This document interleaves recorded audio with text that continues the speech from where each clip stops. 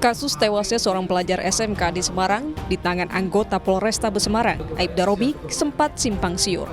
Selain korban tewas, terdapat 2 rekan korban yang terluka akibat tembakan. Dalam rapat dengar pendapat di Komisi 3 DPR 3 Desember lalu, Kapolrestabes Kombes Irwan Anwar awalnya menyebut bahwa Aibda Robik berupaya membubarkan tawuran dan melepas tembakan karena terancam serangan balik senjata tajam. Irwan juga meminta maaf atas tindakan anggotanya dan siap bertanggung jawab. Di mana si pengejar ini membawa senjata tajam. Inilah kemudian yang disaksikan oleh anggota, kemudian berniat untuk mengejar. Namun kemudian yang dikejar itu masuk gang. Pada kesempatan ini memohon maaf yang sebesar-besarnya dan atas segala tindakan dari anggota saya, Brigadir R, yang telah mengabaikan prinsip-prinsip penggunaan kekuatan, abai dalam menilai situasi, teledor dalam menggunakan senjata api, dan telah melakukan tindakan excessive action, tindakan yang berlebihan, tindakan yang tidak perlu. Sepenuhnya saya siap bertanggung jawab, saya siap dievaluasi.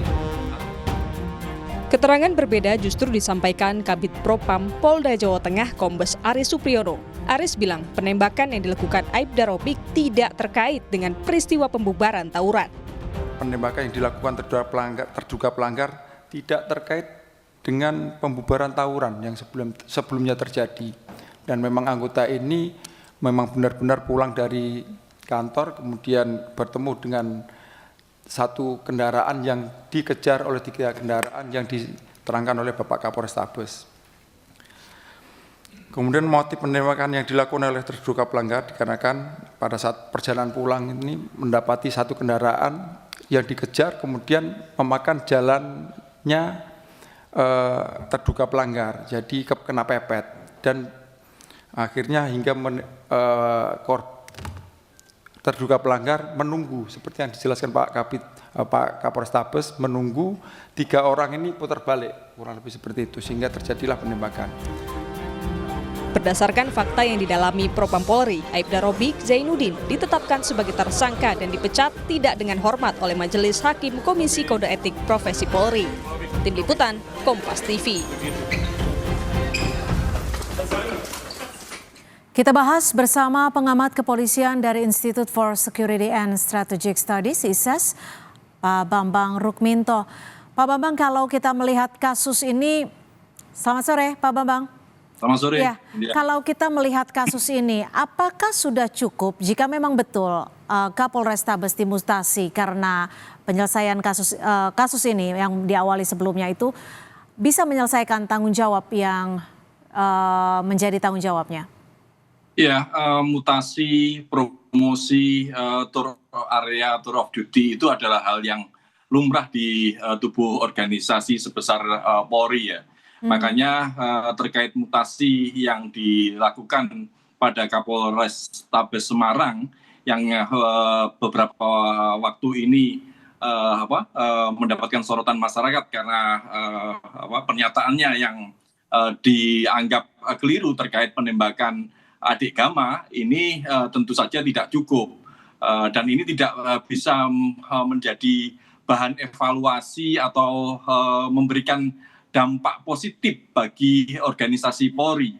Mutasi terkait personil yang melakukan pelanggaran itu harus disertai upaya memintai pertanggungjawaban.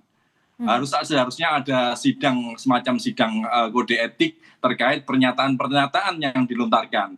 Mutasi ini karena Kapolrestabes bermasalah atau hanya sekedar mutasi biasa, tour area, tour of duty seperti biasanya. Itu yang juga harus dijelaskan oleh Mabes Polri agar ke depan ini tidak terulang-terulang lagi dan bisa menjadi pelajaran bagi para pejabat Kasatwil maupun Kasatop di organisasi kepolisian ke depan seperti itu. Untuk kasus penembakan pelajar di Semarang ini yang dibutuhkan masyarakat tidak hanya untuk mengevaluasi Polri yang menangani, tapi bagaimana pengusutannya? Apakah dengan dimutasikannya Kapolrestabes Semarang ini cukup membantu ataupun mengungkap ataupun mengganti pertanggungjawaban yang seharusnya diemban oleh Kapolrestabes Semarang? Iya, seringkali saya melihat ini malah menjauh ya, bahkan dalam tanda kutip mengamankan personil yang diduga melakukan pelanggaran. Kalau kita melihat sebelumnya kasus tragedi Kanjuruhan misalnya, Kapolres Malang tiba-tiba dimutasi, atau Kapolda Jawa Timur yang kemudian dicopot dan dimutasi tanpa ada upaya pertanggungjawaban dari masing-masing personil, masing-masing Kapolres atau Kapolda, ini tidak memberikan efek jera dan tidak memberikan nilai tambah bagi organisasi kepolisian sendiri gitu. Karena bagaimanapun juga kebijakan yang diambil, pernyataan atau press release yang disampaikan ke masyarakat itu harus dipertanggungjawabkan sebagai personal sebuah institusi sebesar Polri. Tanpa ada pertanggungjawaban, ini hanya mengambang saja, dan kemudian ke depan ini tidak menjadi catatan dalam rapot kinerja mereka, karena bisa saja mutasi ini dilakukan hanya sekedar mutasi biasa, dan kemudian karena bukan bukan karena pelanggaran, dianggap bukan pelanggaran, dalam beberapa waktu kemudian dia dipromosikan seperti itu. Jadi tidak akan memberikan dampak apa-apa. Kalau Anda sebagai pengamat kepolisian melihatnya mutasi Kapolrestabes Semarang ke lokasi yang baru ini merupakan promosi atau dampak dari imbas penanganan kasus di Semarang? Ya, orang bisa melihat bahwa mutasi ini karena imbas kasus di Semarang. Tapi saya melihat bahwa ini tanpa ada pernyataan resmi bahwa ini terkait pelanggaran, ini adalah mutasi-mutasi biasa. Tour of area, tour of duty biasa yang dilakukan kepolisian untuk menyegarkan organisasinya.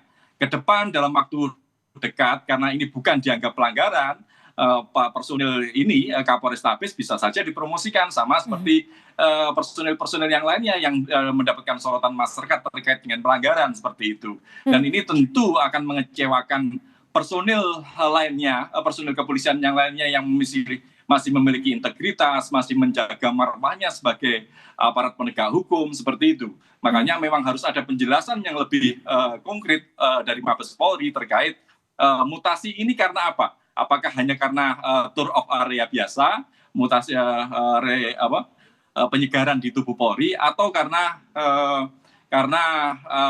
pelanggaran atau sanksi yang diberikan kepada Kapolres? Bagi kita masyarakat memang ini seolah-olah dicopot dari tugas dari Kapolres, ini adalah demosi, tetapi bisa saja ini hanya sekedar mutasi biasa. Makanya Mabes Polri harus menjelaskan terkait dengan mutasi dari perwira tersebut. Nah, Pak Bambang, kalau tadi Anda sempat menyebut bahwa bisa saja ini untuk mengamankan Kapolrestabes Semarang sebelumnya.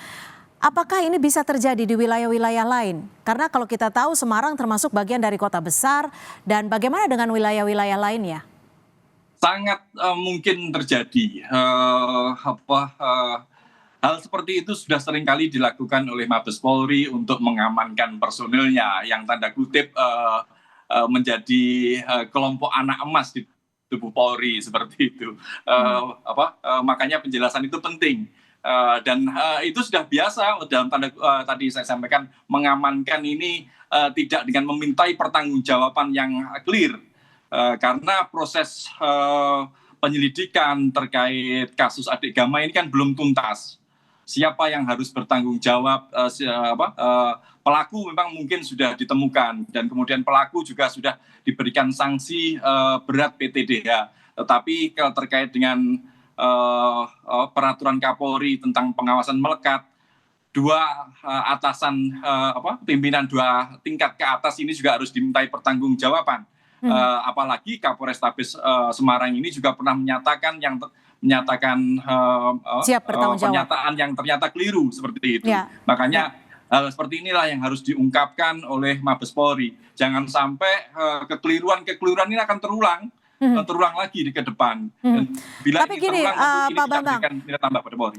Pernyataan keliru yang sempat disampaikan oleh Kapolrestabes Semarang di forum yang bisa dikatakan formil, apakah ini bisa mengindikasikan bahwa penanganan untuk kasus-kasus tertentu tidak ditangani dengan baik sehingga laporan kepada DPR saja masih bisa salah?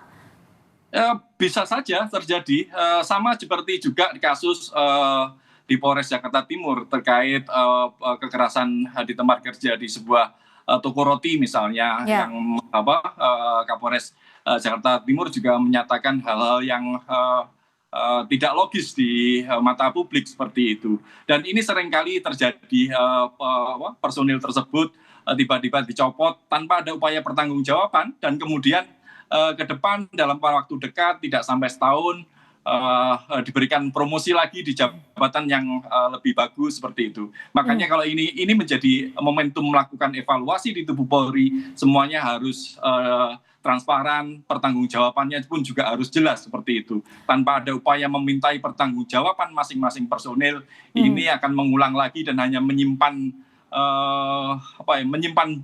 borok-borok di organisasi, di tubuh organisasi kepolisian. Tentu masyarakat tidak mengharapkan seperti itu. Makanya kalau ini benar-benar Kapolri komitmen, Mabes Polri konsisten dengan peraturannya, bukan hanya sekedar memutasi, tapi juga memintai pertanggungjawaban mereka. Baik, terima kasih Pak Bambang Rukminto, pengamat kepolisian dari ISES, sudah memberikan perspektif di Kompas Petang sore hari ini. Terima kasih Pak Bambang.